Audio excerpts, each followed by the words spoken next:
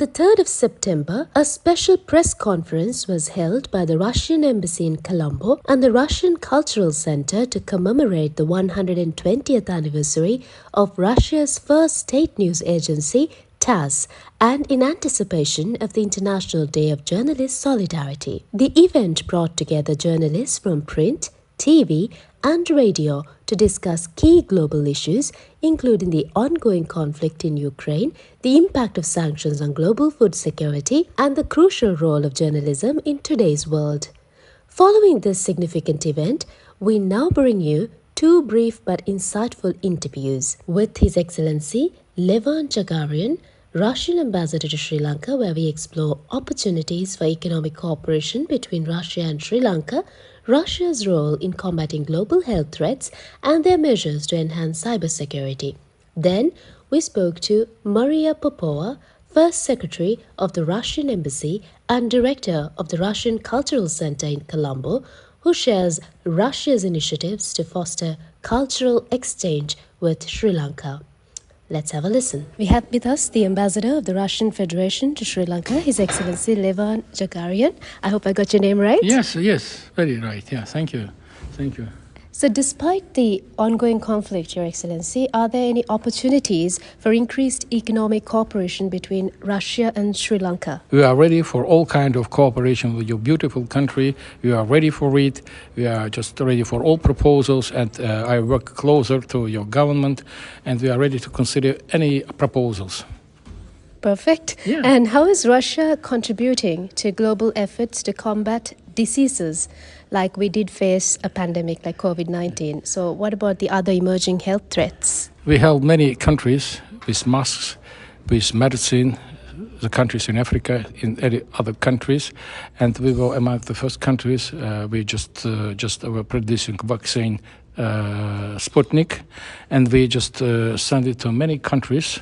It was free of charge, partially.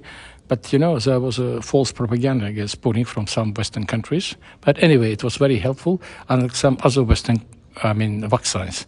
So just we try to be as effective as possible.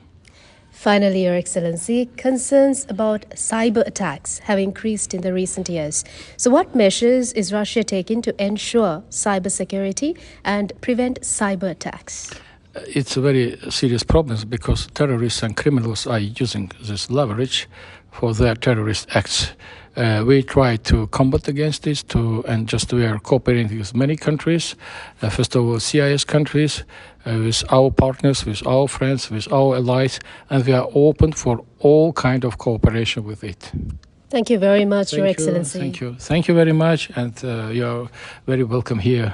Thank you. Thank you so much. And yes, we just had His Excellency Levan Jagarian, the Ambassador of the Russian Federation to Sri Lanka. We have with us the First Secretary of the Russian Embassy of Sri Lanka and Director of Russian Cultural Center, Colombo, Ms. Maria Popova. And we are honored to have you with us on the show today. And my first question to you would be, what steps is Russia taking to promote cultural exchange and understanding with Sri Lanka? Well, thank you for this question. First of all, hello everybody and have a great evening. We have been dealing with a lot of different kinds of exchanges and programs in terms of culture and education. We have been offering the Russian language courses, and we greatly promote all kinds of Russian higher education, Russian universities, which we know is very, very popular in Sri Lanka since the Soviet times. A lot of public Sri Lankan figures are happy to be the lucky graduates of the Russian universities, and the tradition continues, goes on. A lot of their children, grandchildren go to Russia to study, and a lot of Russian universities, they actually offer a lot of interesting scholarships programs, exchange programs. Right now, we have sent 10 prominent Sri Lankan Russian language teachers to Russia, to Chuvash. It's a region in Russia, to Cheboksary, and they're studying Russian at the premises of the Cheboksary Pedagogical University. It was completely free. It was paid by the Russian government, the whole nine, like the whole stay, the flight. And they were extremely happy. It's a 3-week course, and they're learning the Russian language, the basics, and the traditions, which they will come and share with us as soon as they arrive. We're going to call a Russian language forum here and invite all the Russian language Sri Lankan teachers from the island. So we are dealing with a lot of things like that, and a lot of other projects are coming, of course, namely the Literature Festival this November. Oh, that's interesting. So, can you give us like a sneak peek of what happens at the Literature Festival?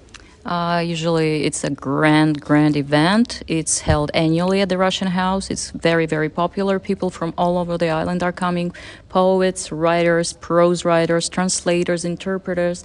They have this ground is giving them the possibility to present themselves, to introduce their works, to meet new people. And this year, I'm trying to get a contact with some of the modern Russian authors who can join us online, maybe also present their books. And I'm hoping to make some new projects and new cooperations between Russian and Sri Lankan authors in terms of maybe translating new modern books into Sinhala, so that the people of Sri Lanka get a new glimpse of the Russian culture and what it looks like today. It already looks great because you mentioned a lot of things which have been, I mean, initiatives have been taken in terms of promoting cultural ties between the nations. So, what is something significant in terms of what's in store for the future? The significant thing is we hope we can raise a number of free scholarships that we offer to Sri Lankan students to go to Russia. Currently, it's being 50 scholarships that we are offering, but we can see that the amount of people who are interested in going to Russia is growing year after year. People are actually very eager to go and study there because it's like one of the best top quality educations in the world, which is affordable, and you get to live in such a beautiful country with this rich history and traditions. So we are hoping that the number of scholarships would be raised at least by 80, so we can give this wonderful opportunity to more Sri Lankan people. Thank you very much, Maria, for sparing some time and taking us through what's in store for us as in people of Sri Lanka. Thank you. Thank you for having me. You just heard two special interviews taken at the press conference held at the Russian Cultural Center, Colombo, recently.